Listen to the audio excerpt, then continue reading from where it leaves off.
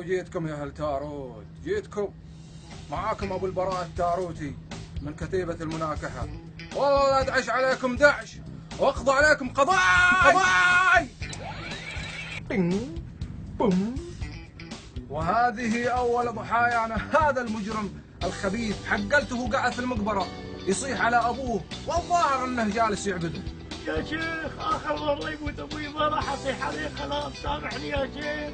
اخر مرة انها خلاص لقد ذهبت عليك. حكم عليك تنظيمنا بالقصاص شنقا بالرصاص. تكبير! الله اكبر! الله اكبر!